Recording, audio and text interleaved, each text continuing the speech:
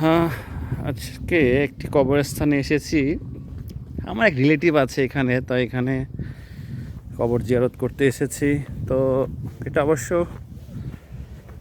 একটা খ্রিশ্চান কবরস্থান, কিন্তু এখানে আসলে যেহেতু মুসলমানদের জন্য নির্দিষ্ট আলাদা কোনো কবরস্থান নেই, তো খ্রিশ্চান মুসলমান একসাথে কবর দেওয়া হয়ে থাকে। এই যে দেখতে পাচ্ছেন কবরের এন্ট্রি এখান থেকে শুরু। তো আমার হচ্ছে একটু নিচে যে এন্ট্রি করতে হবে। আমি যার কবর জিয়ারত করতে এসেছি তার কবরটা একটু নিচে। তো এই যে যাচ্ছি, আজকে দেখাবো আপনাদেরকে একটা অমুসলিম দেশে মুসলিমদের কবর কিভাবে করে দিয়ে রাখা হয় তারই একটু দেখানোর চেষ্টা করা। চলুন ঘুরে আসি। এটা গেট, কবরস্থানের গেট দেখতে পাচ্ছেন।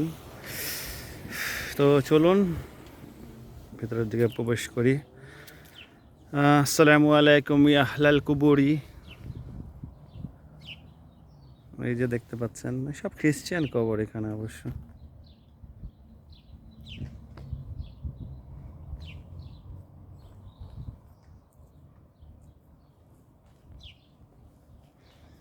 সব খ্রিস্টান কবর।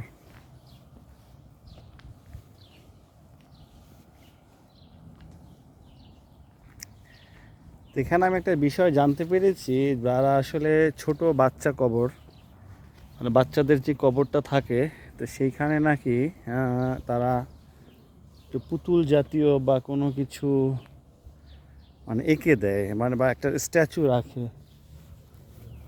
যেমনটি দেখতে পাচ্ছেন, এই যে দেখেন একটা বাচ্চার কবর। তো এই যে হচ্ছে একটা বড়, উনি 1915 সালে জন্ম, 2010-এ মৃত্যু। এই যে দেখেন একটা বাচ্চার কবর, বোঝার উপায় হচ্ছে এটা।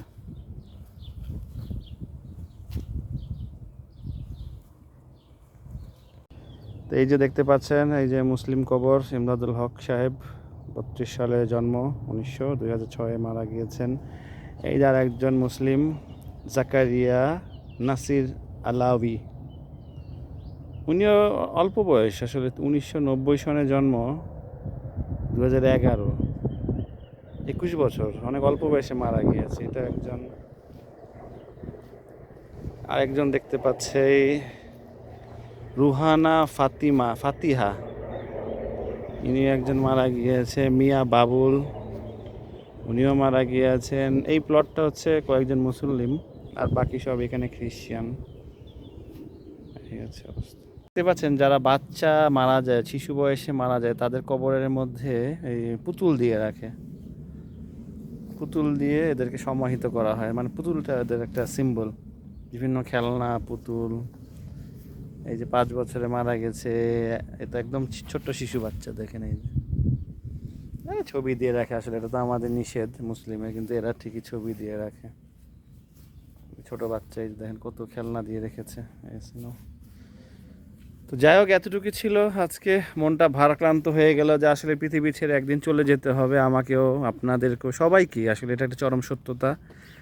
তো কেন এত মারামারি, হানাহানি, কাটাকাটি, কি নিয়ে এত আমাদের লড়াই? এই পৃথিবীতে তো আসলে সবাইকে একদিন ছেড়ে চলে যেতে হবে, সাথে আমরা কিছুই নিয়ে যাব না।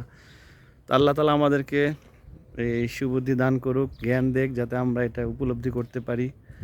আমরা যাতে হিংসা বিদ্বেষ ভুলে আল্লাহর রাস্তায় থেকে, দুনিয়া থেকে যেতে পারি।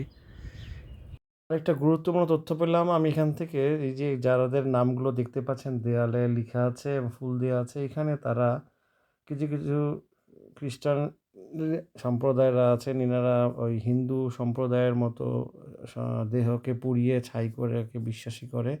সেইভাবে তারাও তাদের দেহকে পুড়িয়ে এইভাবে দেয়ালের ভিতর ছাই আকারে করে এখানে দেয়ালের ভিতর রেখে দিয়েছেন।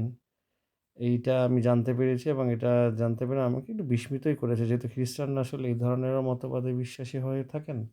তো এই ধরনের যাদের যাদের নাম দেখতে পাচ্ছেন, তারা ভিন্ন ভিন্ন হ্যাঁ, মানুষ, তারা তাদের দেহ পুড়িয়ে এখানে তাদের পরিবার তাদের এখানে সমাহিত করে রাখেছেন। এই দেয়ালের ভিতরে রাখা হয়েছে। এখানে একটি ছোট একটা টাবের মতো দেখতে পেলাম। দেখুন এখানে মাছ ছিল, মাছকে খাওয়া দিচ্ছে। কত বড় বড় মাছ! এটা তো গোল্ড ফিশ, দেখতে পাচ্ছেন কত বড়। ভালো বয়স এটার। হ্যাঁ, কবরস্থানের ভিতরে এটা দেখতে পেলাম। তো দেখতে পেয়ে অনেকগুলো মাছের আনাগোনা দেখে আমি খাওয়া দিলাম। তো দেখুন চলে এসেছে মাছগুলো। ভালো লাগলো, তাই শেয়ার করলাম আপনাদের সাথে। ওটা হচ্ছে ওদের কবরের অফিস বিল্ডিংটা। দেখুন পাশেই বিমানবন্দর কবরস্থানের এই যে বিমান নামছে ল্যান্ড।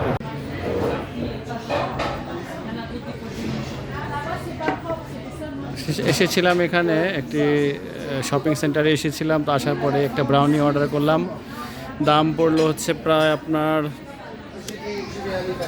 650 টাকা। আর এই যে দেখুন উপরের ভিউটা দেখাচ্ছি, কত সুন্দর পাহাড় ঘেঁষা একটা রেস্টুরেন্ট, সুন্দর মনমুগ্ধকর পরিবেশ, মনটা জুড়িয়ে গিয়েছে। খাওয়ার থেকে বড় বিষয় হলো আনন্দটা পাওয়া। তো এখানে ভাল লাগছে। এখানে দেখুন কত উপরে আমরা যাচ্ছি, আমার অবস্থান মাশাআল্লাহ। থাকবেন, সুস্থ থাকবেন। আসসালামু আলাইকুম রহমতুল্লাহ।